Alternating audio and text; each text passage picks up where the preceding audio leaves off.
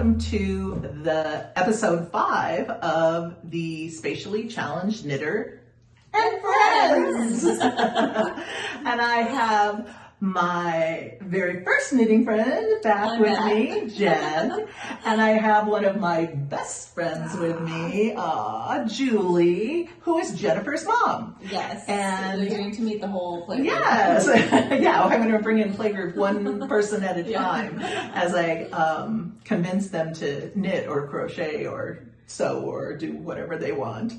But no, that's my plan for world domination is we're going to take over the world. I'm going to one knitter at a time.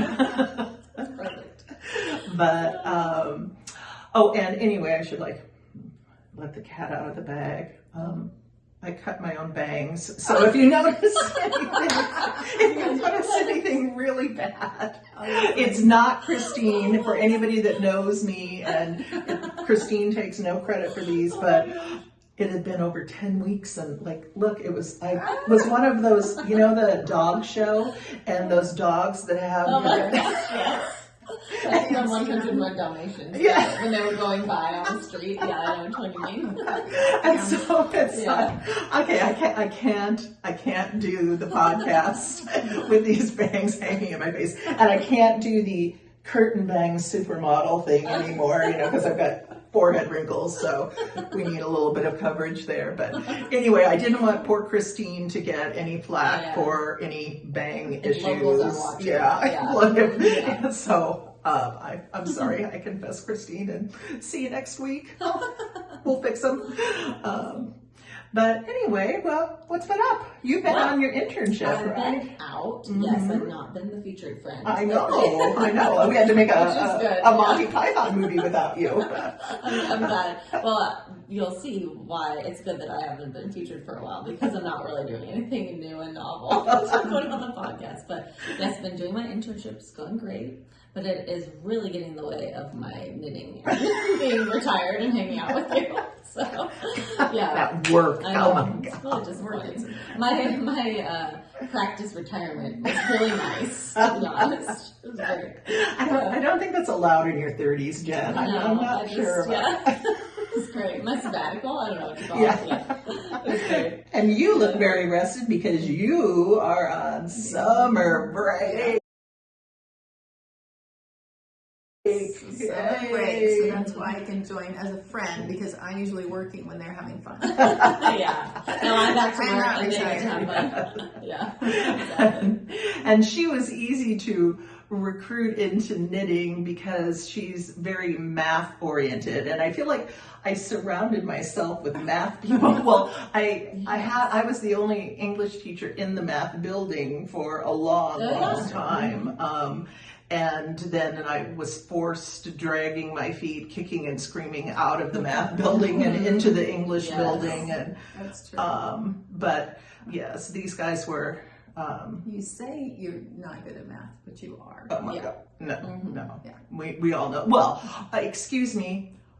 I believe I kept trying to join the math team, and the math department all voted no unanimously over and over and over again every time. You were such a good Every time you guys had an opening, I would say, I'll do it, and everybody voted no, including the principal. So, anyway. Yeah, we should explain, too. So, we've said Deb's and my history in the past, but so Deb and my mom met when myself and Deb's daughter Amy were tiny babies. But then also 10 years later they became teachers together. Yes. So they've been worked. Yeah. Well, you're the one that said it. We should become teachers. I'm still a teacher. They're not teachers anymore. So then they became teachers together once we, the kids, were a little older. Yeah, Melissa was in Yeah. first grade, I think, when I did my student teaching. Yeah, so very, very intertwined lives, and it's Yes. like my other mom, as I've said. Well, and then I have two other moms, Deb and Lockie, who you probably won't meet. no, it would take a miracle to get Lockie on the show. She should be a knitter, but she probably won't agree. She will never attempt it. I think I have been put down to mom number 2 though, because these two spend more time together. Well, for a little while there was the daughter swap because you kept running into Amy at sports events, and then Deb and I would hang out and knit. So yeah, it was pretty great. We'll have to have Amy on someday too, because Amy was learning left-handed knitting. So that's like a whole other, series for your podcast. And I could not teach her. I mean, imagine me trying to do it backwards and no. 100% spatially challenged. Oh yeah, no. We took her into the shop, and Megan really tried to work with her, and she made a washcloth one. Yeah, one. She has an FO to show up. She can be your friend. She can. She can bring her one little washcloth. In fact, I should. I think I have a picture of her with her finished object, so I'll just put it in. Exactly. Oh my gosh. Well, we should probably get going. So let's see. We should talk about. Well, obviously, it's not what we're wearing because. I didn't make this. And it's 92 degrees. Yes. And so we don't have what we're wearing, but we do have a few finished objects. I think. Yes. Okay, so I think I showed this last episode, but I don't think it had buttons on it. So this is one of 4 baby sweaters that I've been making, which is why I was saying I can't be featured on the podcast very often because I'm not making anything interesting and new. But this is Lena's sweater. Lena is my daughter. She's not here yet. She'll be born in September. And I put her little pearl buttons on. I think that's the latest that you all haven't seen. And then baby number 1 to receive a sweater was Margot, my brand new niece, mom's first grandchild. So exciting. And so I think we put a picture up, maybe. Anyway, it's a poppy red sweater. And both of these, this blue one and the other one, are made with petite knits. No, Santa's garn. Lena? The one that's merino. Anyway, you know, if you're a knitter. And look it up on Santa's garn. It's the DK weight. Remember we talked about Jenn doing the painting on. Look, she did do the painting on the hanger. So Lena's got her little painted hanger, and you did one for Margot. Yes, exactly. Super cute. And then my next FO is for a baby named Evelyn. And Evelyn is due, it's so tiny. I made the newborn size. This is the 6-month size, but we all decided it looks more like 9. But I didn't gauge swatch, so it's not the Knit Pearl Girl's fault. That's for sure. It's mine if it's too big. But look how tiny. Isn't that cute? It's so little. And so this will be Evelyn's sweater, and Evelyn is due in mid-August, which it'll be too hot to wear this really unless she's in air conditioning, but it's more of a decor piece because I also made her the little hanger with her name. So that was fun. This is the Knit Pearl Girls Aosta cardigan for babies, but there are a million Aosta patterns by the Knit Pearl Girl. You can make yourself a sweater. You can make like cowls, all kinds of things. Yeah, it's a really fun one. So that's my other FO. Oh, and we'll talk about the other one in whips. Oh, sure. Yeah. Okay. Oh, and then I should say the yarn. This is Debbie Bliss Cashmerino DK, and it's really fun to work with. I really like that. You told me about it. Had you used it before? I had used other Debbie Bliss yarn, and then I saw the baby cashmerino was on sale. It's great. Yeah. I thought it looked good. Merino, cashmere, and a little bit of what's the other thing in there? I can't remember. But it's great and very affordable. Lots of good sales. And washable, which is nice for a baby. This was 2 little donuts, little circular guys. And on sale, I think it totaled like $14 for a whole little sweater, which is a really good price. So really fun to make too. Took me about 3 weeks, I think. So those are my FOs. Nice. Okay. Well, I'm going to show you a sewing project first, because I'm really more of a sewer than a knitter, because I'm still learning how to knit. But this is a little dress that I made for Lena, who's due in September. And it actually looks really cute with the sweater. It does, Yeah, with it the does. model, yeah. And look at the collar. Oh, the like collar's you can't really see, cute. I don't know if you can see, I want to put it up close so you can see the little detail on the collar with this little floopy thing that goes in there. And it's just like, and look at her gathers. Like, you know, I appreciate this as a failed seamstress. Like all of her gathers are so perfect, and Oh, thank you. it's This is an Etsy so pattern. You can cute. shop at Etsy, and it has one with sleeves, Yeah, and they're one with a cute. different yoke. So it's You really, want to put the little sweater. Yeah, we can link the pattern Yeah. for everybody. And she made a dress for Margot out of fabric that Megan has at Needlecraft. Megan has a ton of cotton fabric for quilting It's and really for cute. the Really cute fabric. and so Jenn made the sweater and Julie made a dress for Margot, Jen's sister's, you know, Nana's grandchild. Yeah, exactly. So yeah, the Margot's is a poppy red, and then the dress is a really pretty blue with some greens, lots of fun colors. We'll put a picture up. And then now that I see these two together, I think, well, maybe I need to make Evelyn a matching dress. It's so cute. It's so cute. Yeah. Or Lena a sweater also to go with it. Yeah. Oh my So gosh, fun. so cute. So for one of my earlier projects, I asked Deb, what's an easy project that I can make for one of the grandkids? And she said, oh, this really cute bear hat. And I forget who the pattern's from. It is Knitting for Olive. Okay, it is really cute. There are many mistakes in this, but you can't see them.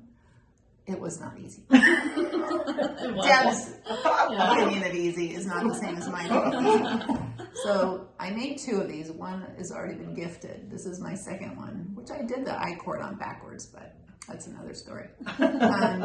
But talk about going in and getting help. This is a hat I needed a lot of help. So never feel like you can't just call Megan. Megan's a genius. And then Deb's also. Closer. Oh, okay. It's so cute. Oh, You gotta okay. see the, yeah, I It love really that is. hat. It's very And the back's super cute too. Yeah. Just don't look too closely, but I would never notice. No, it any just looks like it's a flaws. pattern. yeah, and I it's knit it with just one strand of pink, and then I think it was pink, and then a pink mohair to go with it. Nice. So cute. And then these, my nemesis. You're lingering there. Oh no, we'll bring those out. We'll bring those out. Yeah, we'll bring those out in minutes. And I have one more thing to show that's actually Oh, finished. shoot. Oh, Yeah, yes. FO. Okay, Yes. so So Really? this is where Julie's forte is. this is what I really love. I don't Yes. have many quilts because I give them all away. But this was my COVID quilt. When I sat at home, not able to go anywhere, I just went into my stockpile. I know you all have a yarn term for that, but I went Your to stash. my fabric stash, and I just pulled everything out that I could and just started sewing. And this was one of my projects, but it's one of the few I have because I really do gift them to other people.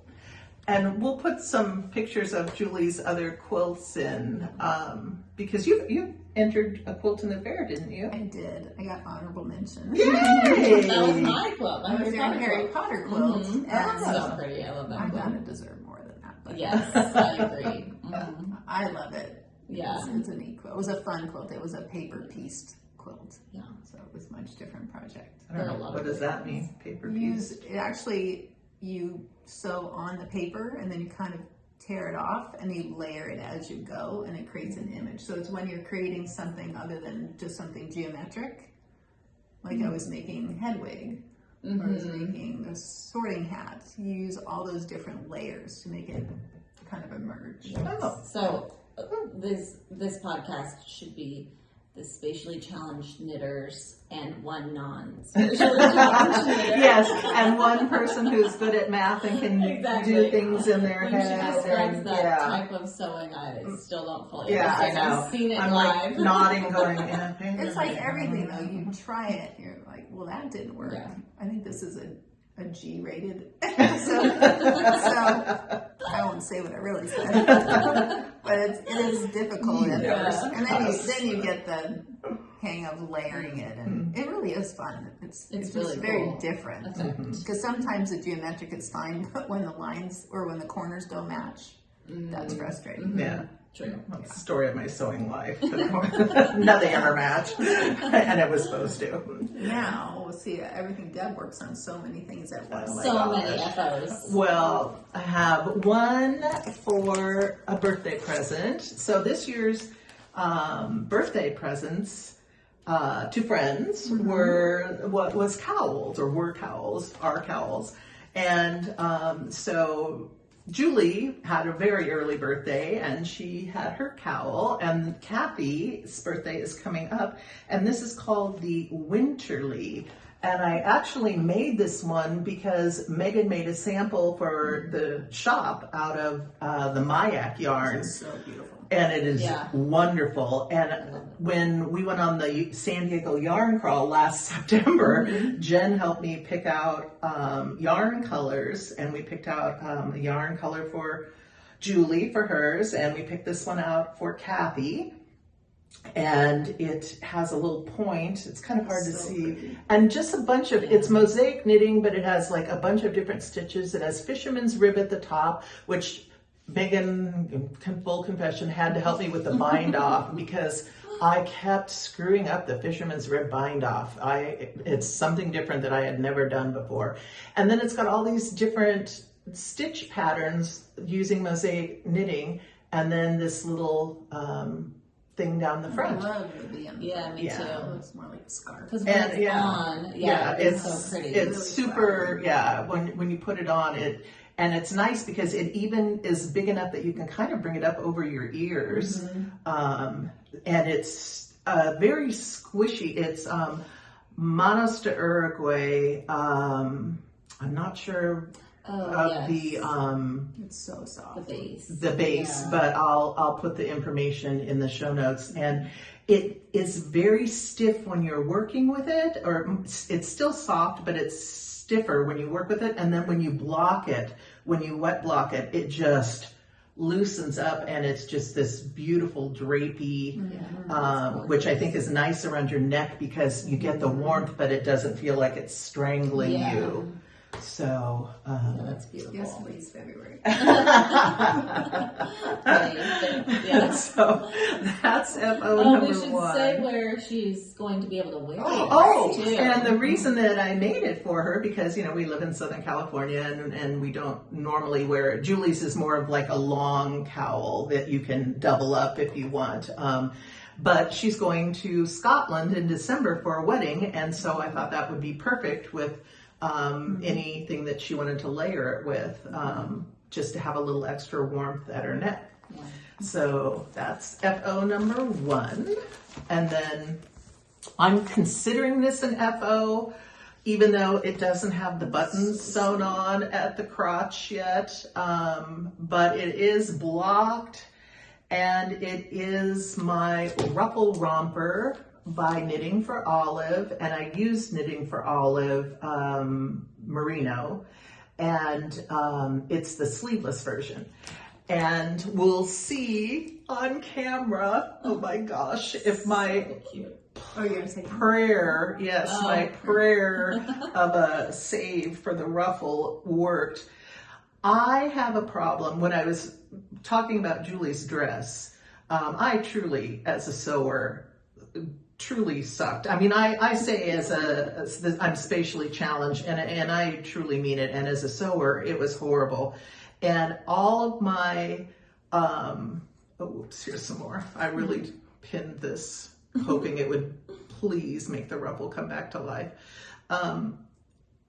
I pull things when I stitch, and evidently when I knit, I just pulled the holy heck out of it where to the right, yeah. because this was completely ruffled right here, and you can see, look at how ruffly it is, and this was completely flat in the front. Oh my God, it worked! Oh my God. I had the curling iron out. I was trying to curling iron it to make it, and then hot enough to pinch it like a pie crust, and it did not work. And so I thought, okay, I'm gonna do a prayer and wet block it again. And so I just wet blocked the ruffle and then pie pinched all the, like when you're making a pie crust and you pinch and use your finger. I did all the front and pinned it. And this has been drying over a water pitcher for days with it pinned together like this to see if I could get the ruffle to actually ruffle again. Oh my gosh. This color is so pretty. Oh, I love that. And it really blocked out really nicely. It makes the stitches look so much more even. And we have super cute little buttons that I'll see if I could talk Julie into sewing on for me. But they're Jenn's little flower. Oops, I don't know. Oh yeah, I can send the link. I got the flower buttons from Amazon. It was like $6 for 250 of them or something in all different colors. So I'll send them the link to put in it looks so cute on here. So I have to crochet one little loop, and I need to talk to Chris or Emily to figure out if I just chain stitch, but you put your button on and then you put a little loop around the back, and then it's got 4 little buttonholes down here in the crotch, and you button the bottom to change the baby's diapers. And this one thread hanging off was where I was going to sew on the first button, and I realized my tapestry needle wouldn't fit through, and so I was too lazy to get up and get a sewing needle, and so I blocked it instead. Perfect. So, I am so... I think that was my phone call to you, Deb. Can I sew a button on a knitwear with thread and not yarn? And you said it's kind of done both ways. Yeah. In fact, someone told us if your yarn will allow you to, you can split the yarn and use, because then it matches. Yes, that's what Arlene said, right? It was Arlene or Chris, somebody. But so anyway, so this is, I'm considering it as done because it's all done but the buttons, and thank God it ruffles now. So cute.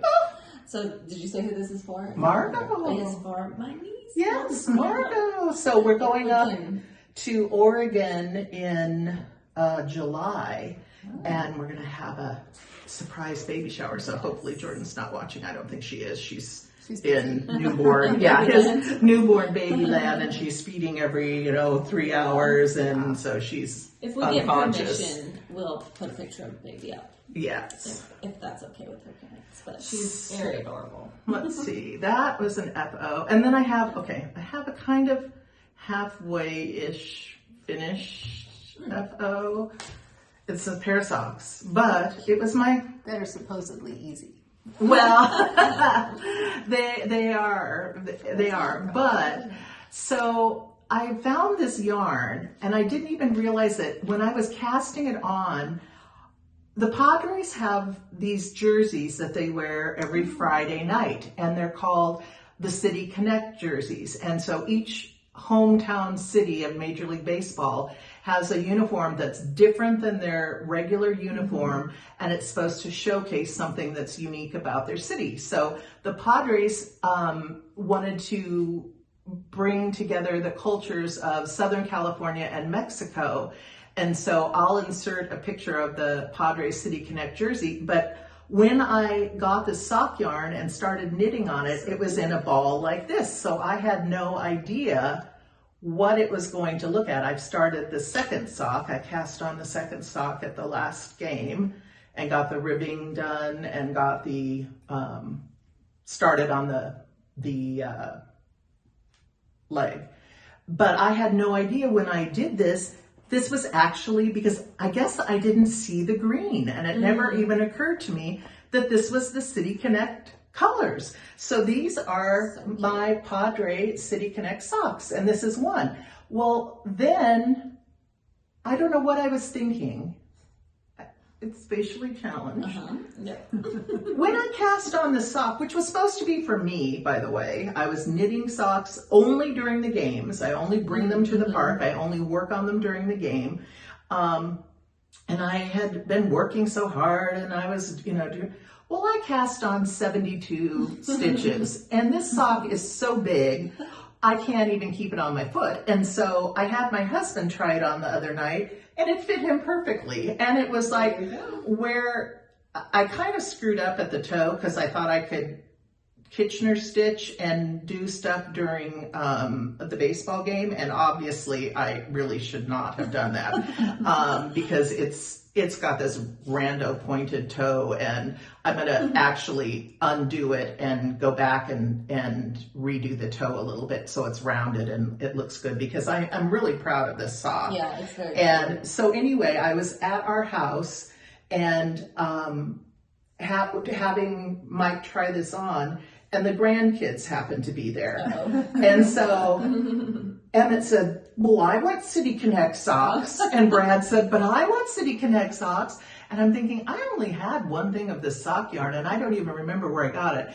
It's Lana Grosso sock yarn, and it comes in 2 skeins, so that when you wind the balls, you wind them exactly the same way, and then you pull the same way, and then the fade goes the same way. Perfect. So I was able to go online, and I can put the exact colorway. If anybody else out there is a Padre fan and wants to make City Connect socks, I can, and this is Crazy Sock Lady's vanilla sock pattern, my go-to, especially when I'm knitting out. I guess I can see like lots of little things in here, but I haven't blocked it, and it is being knit during a ball game, so we've got to have a little leeway here. But anyway, so I was able to go on and get 5 more sock sets of the City Connect sock yarn. So I'm gonna, for Christmas this year, I'm gonna see if I can get all the City Connect socks done and give them to everybody for Christmas. So.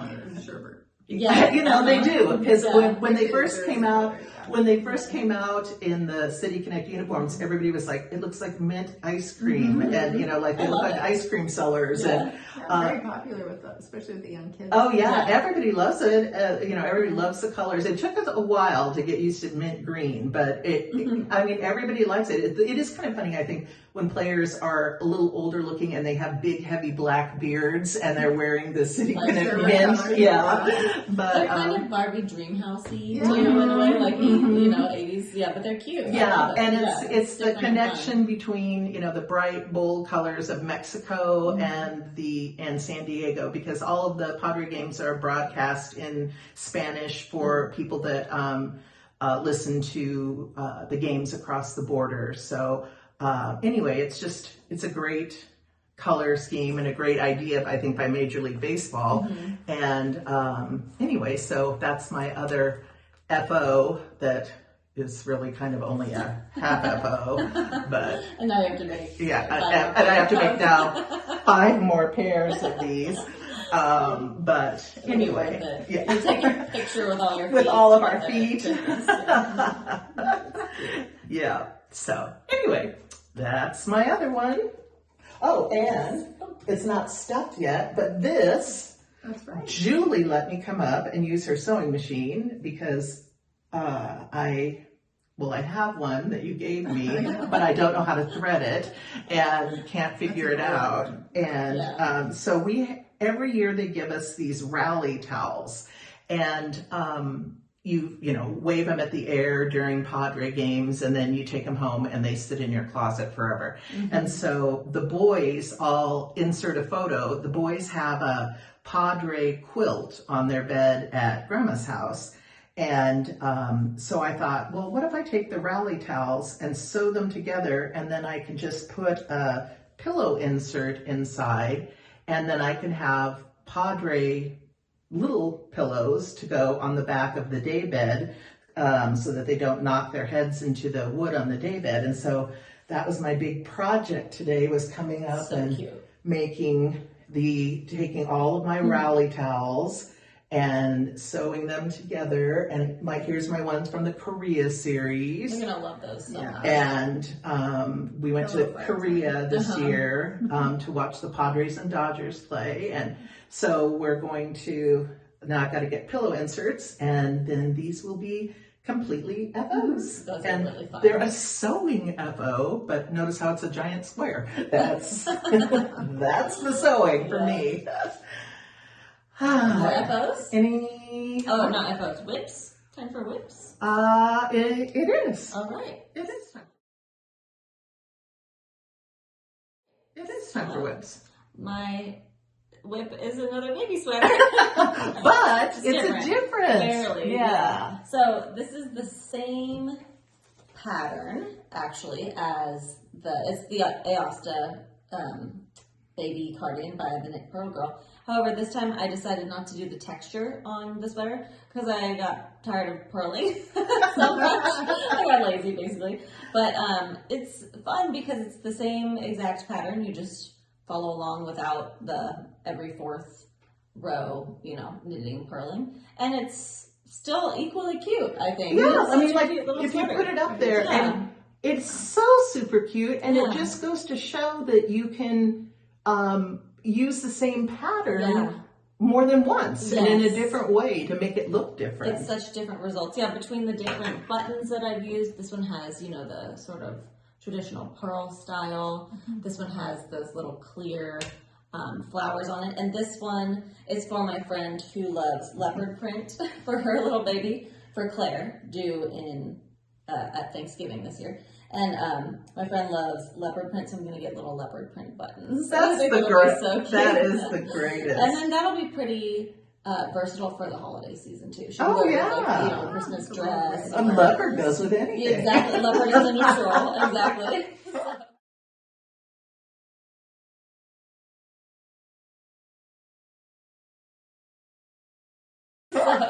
So that's my FO. And then Deb sent me a link the other day to more of this yarn. This is more of the Debbie Bliss Cashmerino DK. And it was on sale. I actually resisted them because I told myself, if you buy more of that yarn, you're just going to make more sweaters, which are so fun. But I really do want to make myself so. I think I'm leaning towards a summer top, which I won't be able to wear this year.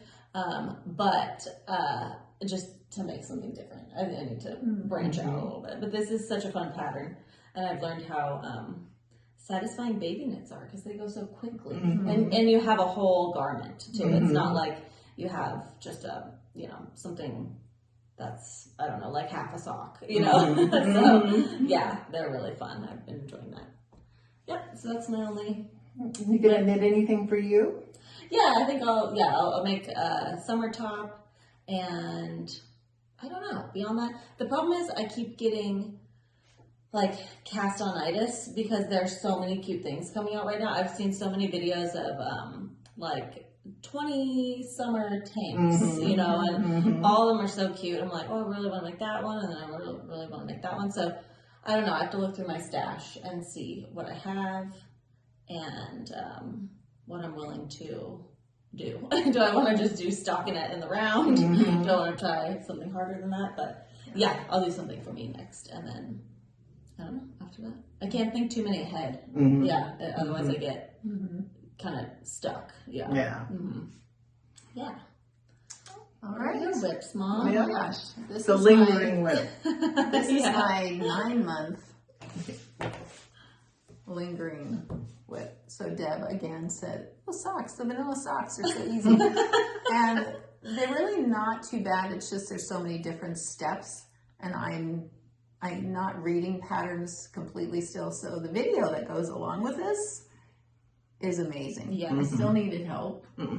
Well, Deb helped me, Megan helped me, And Jen you helped did this me. pretty early on. I did. Yeah. In knitting, to be honest. and I feel like if you picked it up now, you would be much more confident. And she just knitted a little baby sweater too, and we'll insert a picture of the one that she knit for Margot. So, I mean, for someone who was knitting straight dishcloths, and then you went from a straight dishcloth to a hat, and then I have been knitting for 9 months. Yeah, So, exactly. yeah. That's pretty For those impressive. of you who feel like it's overwhelming. You just need good friends and people who are willing to sit with you, and hire somebody for an hour if you're in the middle of a project and you get stuck, because once you get the hang of it, it's fun, and I like it because you can travel with it. I can't travel with my sewing machine, my quilting, but it's nice on the plane, especially if you're a nervous flyer.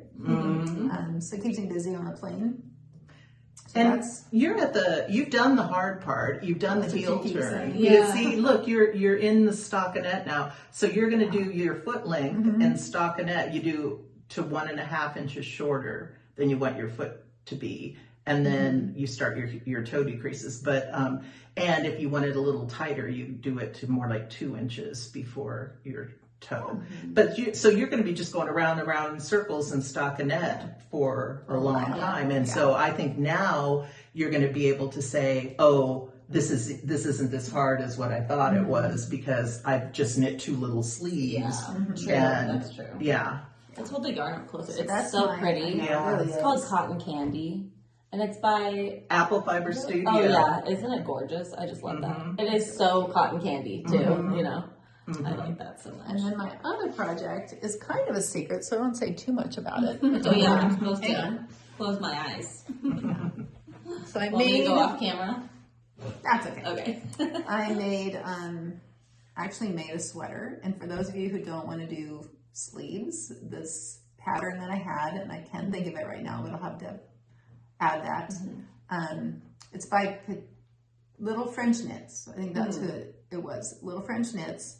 And the directions were great. And you knit it flat, and then you sew the sides and the sleeves up. And that was perfect for me, because trying to do knitting in the round Oh, like magic and loop using magic stuff. loops still, it's like, I've done several hats, but it's still hard for me to kind of get my spatial ability going there. Relatable. So I wanted to make a matching sweater for the newest This one. coming, but I didn't want it to be exactly the same. So hers is just going to be slightly different, and it's also different stitches. So it's giving me some practice trying a different stitch, but not, it's not going to take me forever to do it either. So I'll have it done before school starts again. Yeah. We can put the pattern up, and I won't watch that part. Or I can show it That's later. true. That's true. I'll show And you the then- finish later. What's this yarn? Do you remember the name of it or anything? It's really pretty. I cannot remember unless it's right here. Well, No, Oh, I don't remember. but it's from. We can find out, because it's really pretty. It's kind of a grayish blue, and it's just variegated a little bit. It's really Not nice. too It's much. still neutral.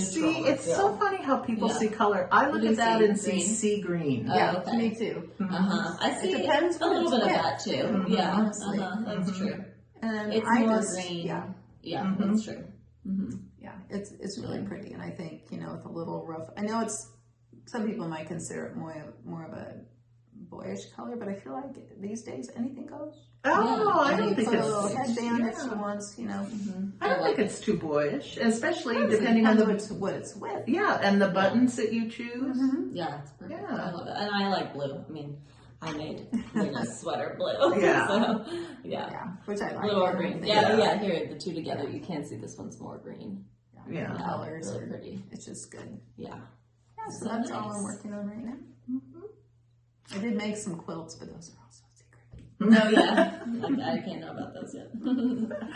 Well, my other girlfriend is. My other mom. Yes, your third mom. She's been on knitting Yeah. so far. Yeah, Locke's having a birthday, and so I wanted to do another cowl because she has a daughter who's traveling around and is going into Alaska, and she's going to go up to Alaska to meet her. So I thought, okay, let's do a cowl for Lockie too. So I truly, truly love mosaic knitting. I don't know why, but I will say the winterly I had more problems with in mosaic knitting.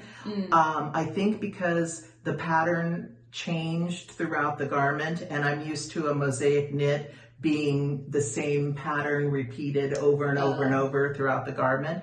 And so that one was a little bit harder for my brain than this one. This one's called the Framework Cowl by Cheryl Fost, and she has so many great mosaic knitting cowl patterns. If you're interested in trying mosaic knitting, I really highly recommend this one, and I recommend the pressed flowers. I love the pressed flowers. That's also by her. No, I don't know who pressed flowers is by. I should know. Yeah. I've made enough pressed flowers things, but she's well known. yeah, for some reason this pattern, it's so easy. It's so easy to remember. And when the nice thing with this mosaic knitting, you never carry floats like color work, but you get the color work effect. So it makes it look way harder than what it actually is. So like you can really impress your non-knitting friends, because like your knitting friends know, oh God, it's just mosaic knitting. It's not color work. I've never done mosaic knitting. I'm still very impressed. But and you don't have any floats in the back, because you never go more than 2 rows, and you carry your yarn up the inside of the work as you go. And the nice thing is, when you knit the pattern on the front side, then the second row with the same color, you do 2 rows. So like this one, I just finished, I don't know what row I'm on, but just finished the pattern. Then on the next row, you do the exact opposite, because you're purling. So if I knit 1 and slipped 3, which is exactly what I did, knit 1, slipped 3, then on this one I'm going to purl 1, slip 3, purl 1, slip 3. So once you get the 1 row done, you can just automatically do the opposite in the second row. And so you only have to pay attention to the first row. The only thing is, you have to always make sure that when you're slipping the stitches that you bring your yarn to the back, because you bring your yarn to the front to purl, you have to put it behind a slip, because you don't want any of the green color in front of these gold stitches, because it would ruin your pattern. So anyway, it's supposed to have 8 more rows, and I'm afraid the woman that's getting it is very petite, and it's going to be way too long on her, because this is that same yarn that I did the winterly, and it's going to grow and relax. So I think I'm going to finish this pattern, repeat of the pattern, and then do the border here and call it a day, because I'm afraid it's going to be way too big for her otherwise. Yeah, that looks like a good size. Yeah. That's so pretty. I love those colors too. Yeah, it turned out really pretty. I mean, I was surprised, and And what is this for? Or are you making her something so warm? Because she's going to Alaska to meet Emily, and this is her birthday gift. So yeah, last year it was fingerless gloves, and this year it's cowls, and you're never getting socks, so don't ask for them. Well, they want City Connect socks. City Connect socks, oh my God. I'll be in City Connect jelly, I'll buy you the yarn. And then I made some progress on my Bruce hat. This is my charity knitting go-to hat, and I went to charity knitting this Tuesday, and this is a free pattern on Ravelry. Okay, you said it was easy, but I see a lot of notes.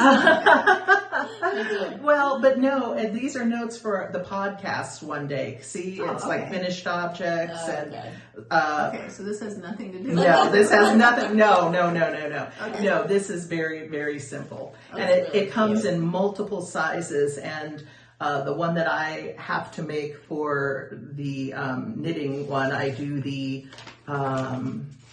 0 to 3 months, because the way I knit, and I even go up a needle size, and the way I knit, it's usually 13 inches wide and about 5 inches tall, which is what they want their hats to be. So, but I just love this yarn was put into the charity knitting bin. So pretty. It is the super prettiest, and this one was put into some blue sky fiber cotton. Oh, wow. So I want to make these and make a baby hat out of this too, for babies that might be wool sensitive. I thought maybe some cotton would be in there, so I rubbed the charity knitting bin this week. They'll all go back to yes. Yeah. This is Knit Picks Hawthorne fingering. Oh, and this is fingering. So, and this is a DK hat pattern. So I'm pulling from both ends of the ball at once and holding it double. So if you do want to do that and you've got some yarn in your stash, you know, it's really easy to pull from both sides of the ball, the center pull and the outside, and then just double it up and you get gauge. And it looks nice still. It doesn't look like too busy, even though you're getting 2 colors per stitch. You know, it's really nice. Yeah, that's really pretty. And this is a superwash, fine Highland wool and polymead. So I think it's supposed to be actually a sock yarn.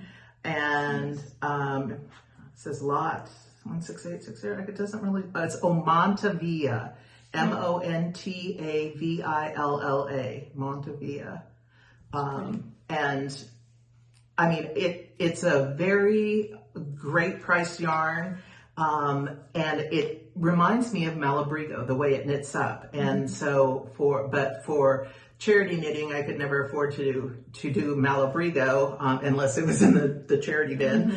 But this is like a good substitute for it. Yeah. So if you're looking for that kind of a look, highly recommend. I haven't blocked it yet, so we'll see what happens when I block it, but it's really cute. Yeah, it's turning out really cute. I'm happy with it. All these baby hats. Yeah. I feel like you should take a picture of each one. You know, I just dump them in the bin. Yeah, I know. They're so cute though. But anyway, yeah, so that is all of my really active whips. That's all I have. Is that all you have? Yeah. All right. Yeah. Okay. All right. Well, I do have a little other news. We good on time? Oh, sorry. No, we can cut here. Let's see. Oh, I should. Do you need to? Oh, okay. All right. Sorry. Bye, everybody. The podcast can continue without me. Okay. Oh, and we have a chicken outside the window. She's looking to see if we're Oh my gosh, and there's a chicken coming up to our window. Lots of intermissions today. Here we go. Can you pan? Let's do it. Oh yeah, you should. Just turn it. Let me pan. We can show you the chicken. I wish it was the weasel. There you go. Oh my gosh, that's so funny. Heidi Plume. Yeah. We also have Agatha Christie, Blue, Chip and Gladys. Oh Rest in peace to Blanche. She didn't quite make it. No. All right. Okay. Well, I'll see everybody later. Bye.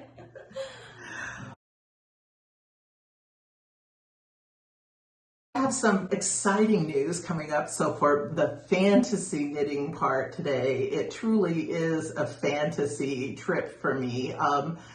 I had planned a trip to Europe in September and was going to go with my usual travel companion and just isn't going to work. And so I was so bummed because you know how you get your heart set on something and you're just like, oh, I don't know, I'm working.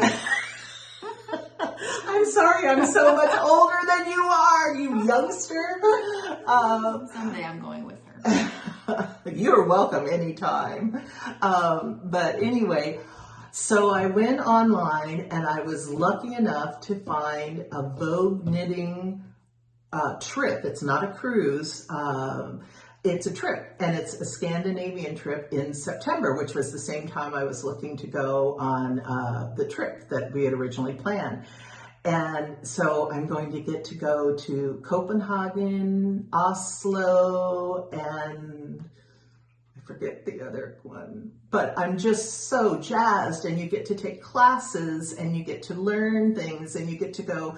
And I've never done anything with Scandinavian type knitting before. So I'm really excited to be able to go. But now what I've got to do is stop knitting City Connect socks and gift knits and make myself some sweaters, because that's the one thing I've had a couple of like bad-ish experience with sweaters, and plus I lost a considerable amount of weight, and so I have a few sweaters that just don't fit.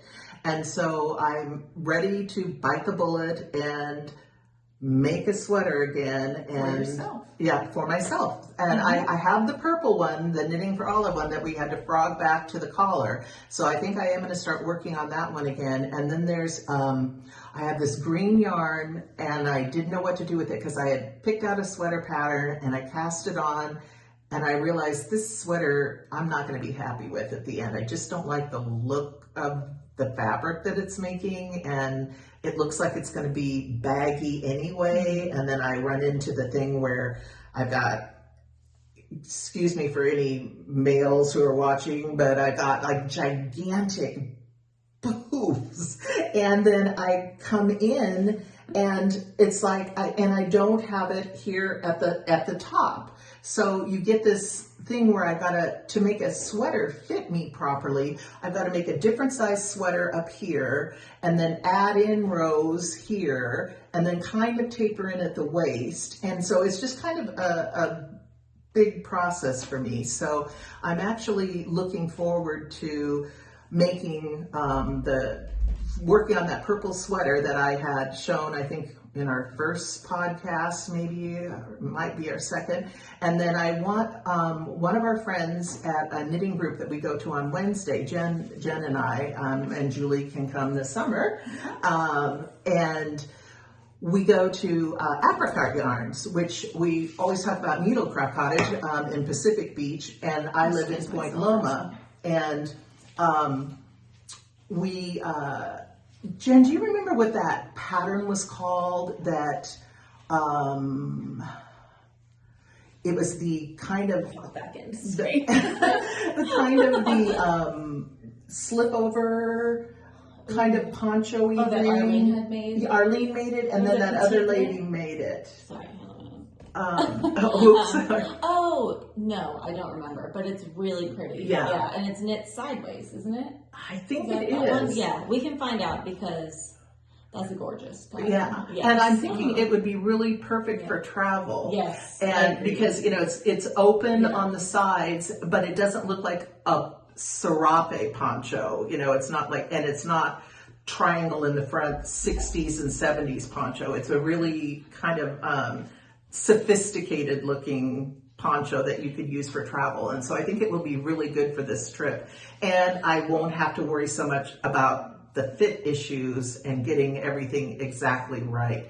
And what I really need to do is take one of those how to make your sweater fit you right class, but it's one of those things that, okay, I'll get to it someday, and eventually I will. But so anyway, for my fantasy knitting, I'm going to get to go on the trip, and I'm going to stop in London on the way so I can go to Loops, that knitting store, and I'm going to stop in Amsterdam on the way to Copenhagen, which is our first city, and take the train to Amsterdam so I can go to Stephen and Penelope and go to Stephen West's shop. So I'm looking forward for my yarn tour in the fall, but I've got to get busy and stop making socks and stuff so that I can get a couple sweaters done so that I have something to wear that I've actually knit on the trip. And maybe a shawl. Okay, so that's it for fantasy knitting this time, and I'll see you back in a little bit. Hi everybody, I'm at Needlecraft Cottage, and today I asked Megan if I could do the shop update. And the reason that I did that is because I wanted to talk to you about Mayak yarn and how I was introduced to Mayak yarn, and give you a little bit of background about what I know about Mayak yarn. And I was lucky enough to go to a knitting retreat called Knitting in the Hills in Austin this last spring 2024. And right before I went, Megan had decided to carry the yarn in the store. And one of the first people that I met when I walked into the shopping area was Paula from Mayak Yarns, and she was wearing the most beautiful shawl, and it was one that I'll tell you a little bit more about the story, and Megan's actually winding my yarn for me. She paused so I could film. And anyway, Paula she was the keynote speaker at our dinner event at the Knitting in the Hills retreat. And it was so interesting to hear her story and how she got involved with yaks, how she got involved with yarn, and how she has helped the Tibetan nomadic yak herders. So anyway, she is from Italy, but she always wanted to travel. And I'm just speaking off the cuff from what I remember from her keynote address. And she had gone into China and gone into Tibet, and she met a vet and a guy who was training to be a vet and helping out local people with their sick animals. And she also met these nomadic yak herders. And she, when they were treating, a little boy came up to him with a sick yak, and when they were treating the yak, they noticed how soft the fur was. And that's when they kind of got an idea to start doing yak yarn. And then she was also working with the nomadic herders to do other things with the yaks, because you can't just make yarn. That's not a sustainable career for them. They have to use everything from the yak. So they use the milk, they use yaks for meat, they use yaks for transportation. But she said how they came up with the name, she was actually there working with them, and they were working with the milk and trying to make cheese. And she said it was terrible. It was like the worst cheese you had ever eaten. And so she was like, how do I solve this problem? And she said, well, who makes the best cheese in the world? Italy. Now the French might take issue with her, but I'm not going to. So where do I go to get good cheesemakers to bring in to teach these people how to make cheese? Italy. So she got some cheesemakers to come in and work with the yak herders to improve the cheese and to work in the dairy. And then after that, they started thinking about trying to do the yarn with the yaks. And she talked about how they got the name for the company. They were out in the middle of a storm and they were coming back, and I can't remember, she said it was like a rainstorm or a blizzard, but they were out in the middle of this torrential storm, and their driver said, I can't drive in this anymore. So they pulled off to the side of the road, and then they were sitting there, and all of a sudden somebody came up and knocked on the window. And they were kind of like, who's knocking on our window in the middle of Tibet, in the middle of a storm? Well, it was a herder, and he said, have you seen my yak?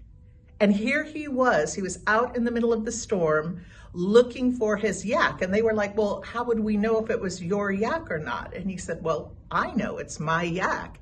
And that's when she kind of hit her how much the yaks meant to these people, and how much what a tragedy it would be if this way of life, this nomadic yak herding way of life, was completely wiped off the planet. And this is like the group that she works with is one of the last groups of nomadic yak herders, I believe, in Tibet.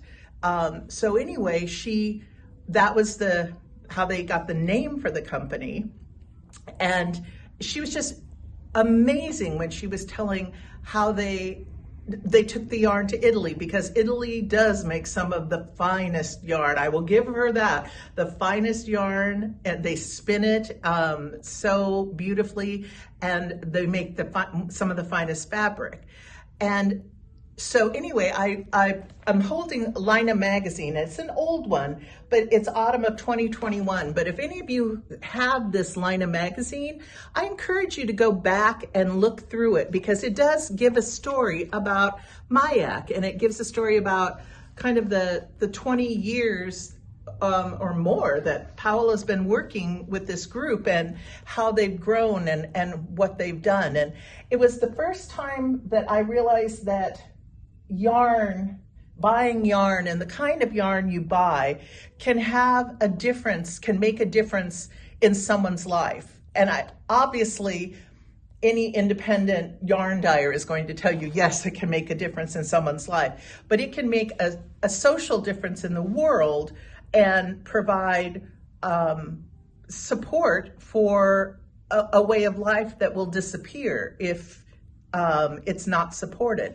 So anyway, luckily I was able to talk to Paola, and I also got the pattern, which I should have in my hand and I don't. So hold on one second, I'm going out of the frame to get my pattern.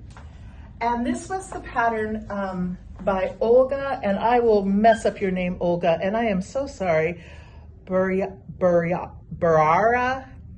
Keflian. It's BURAYA-KEFELIAN.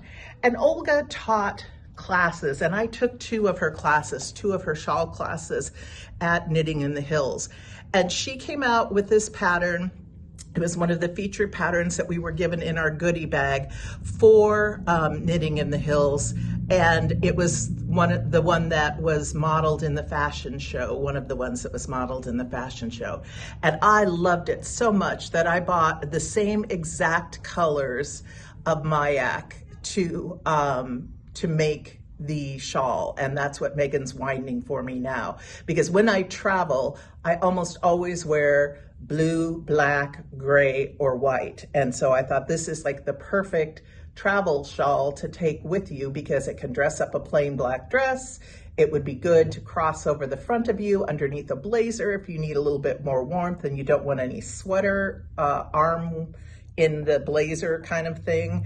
And it just looks like a shawl that I would get a lot out of. And Olga's she's got such a way with geometric patterns that when you would see Paola wearing the shawl at the booth, you would go up and just want to pet the shawl because it was just amazing. And if I get a really good close-up, you can see there's actually geometric bumps in the shawl, which are going to be really interesting to knit.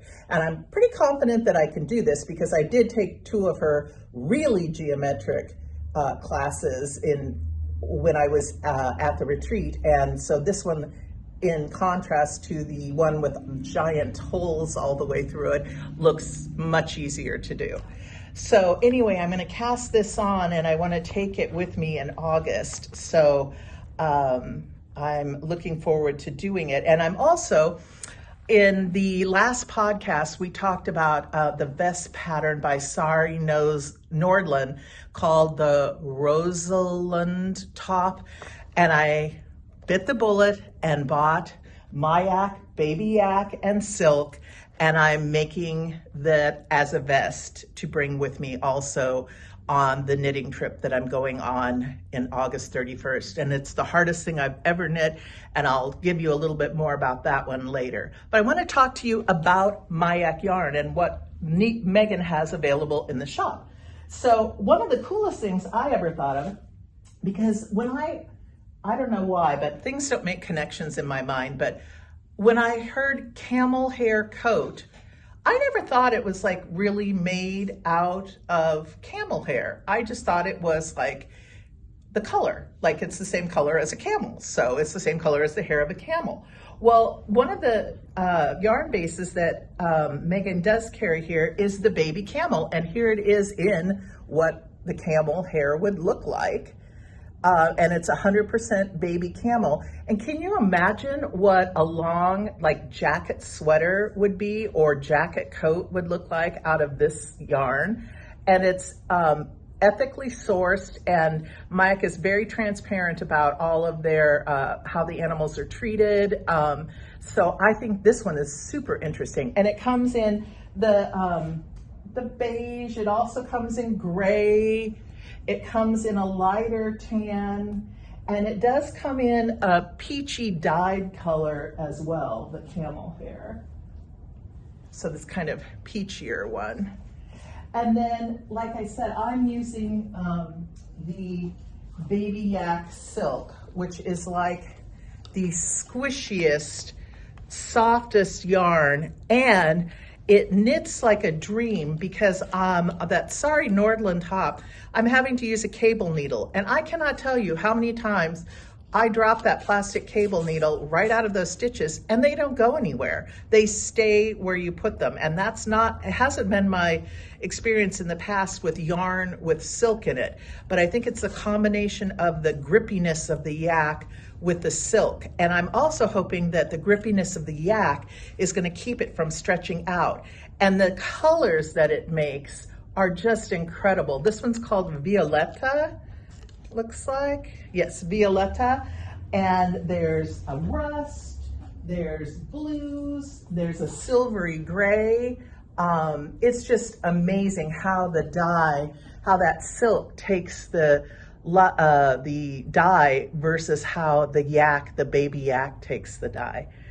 And then there are other bases.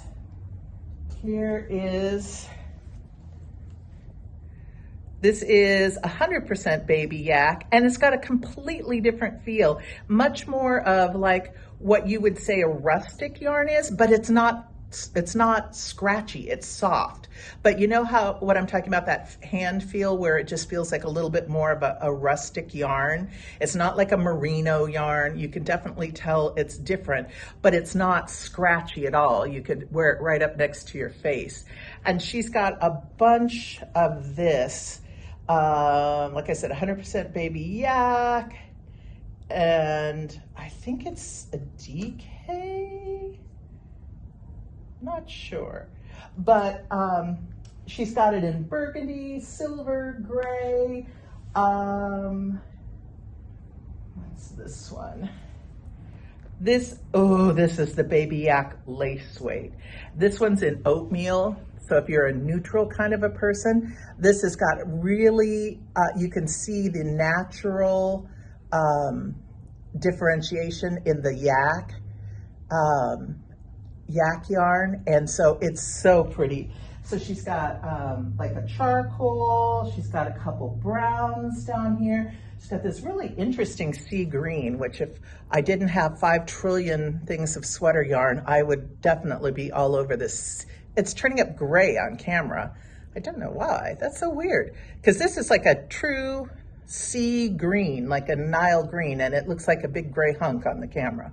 But anyway, I just wanted to let you know that this is available in the shop. Now, having said that, is this something that I'm going to knit something for a teenage daughter or a kid who's going to outgrow it? No, it is pricier yarn because it's special yarn. There's only so much of this yarn that's made every year from these Tibetan yaks.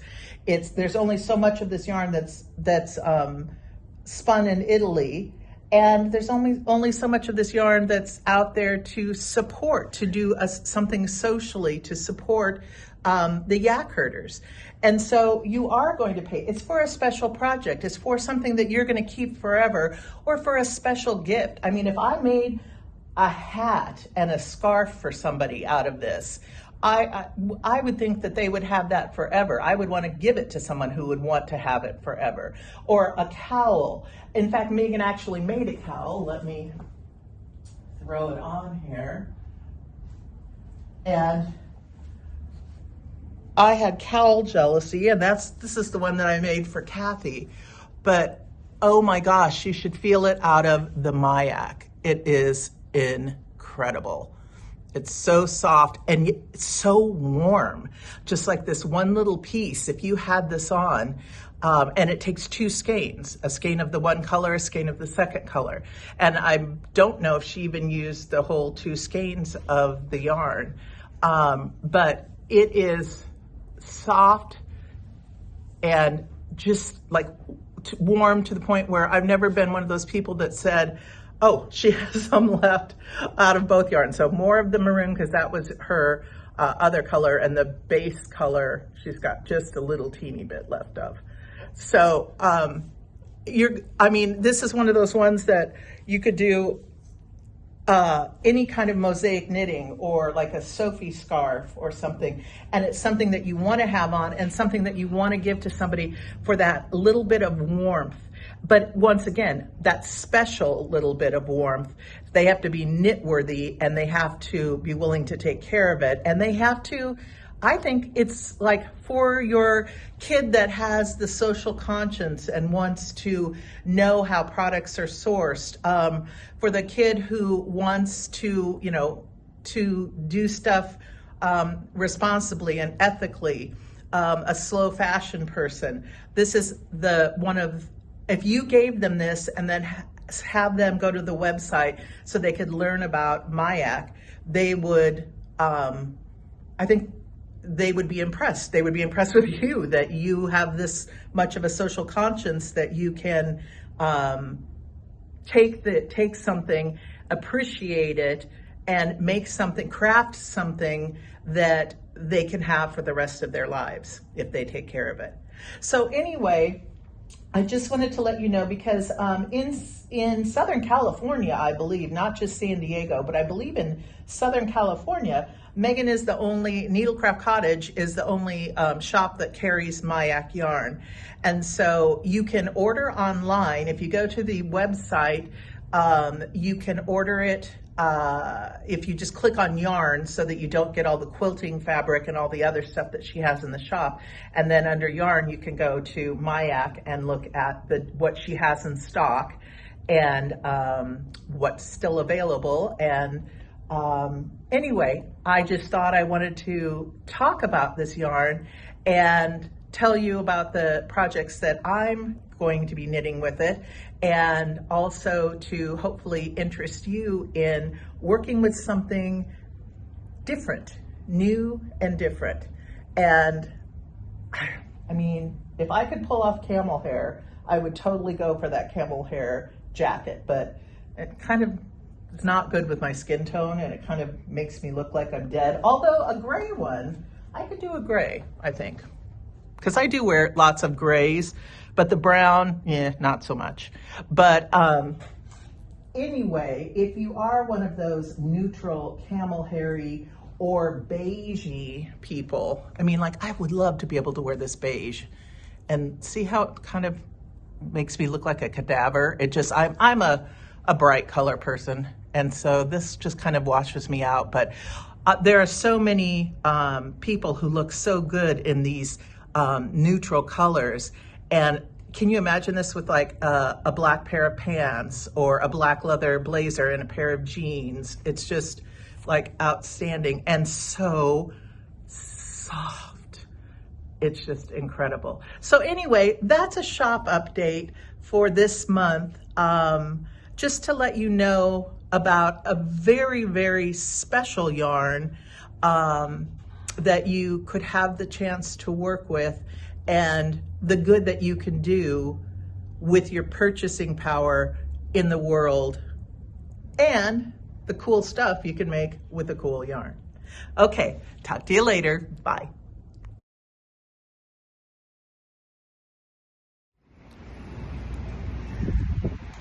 Hi, I'm standing outside of Gather, and I had a wonderful shopping trip. I ended up with great bags for souvenirs for my friends, everyone's favorite knitter, and some wonderful Jamesons that I think is going to make some beautiful socks. I got a kind of a pearly cream,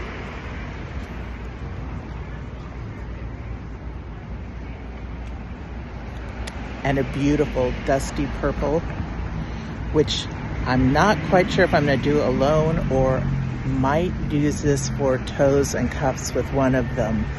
But this was a wonderful shop. I highly recommend, if you're ever in the Boston area, in the Cambridge part of Boston, to come to Gather Here and do some shopping. It's called Gather Here and Make Something at 1343. I have no idea the street. Cambridge Avenue, I think it might be. And it's a great shop.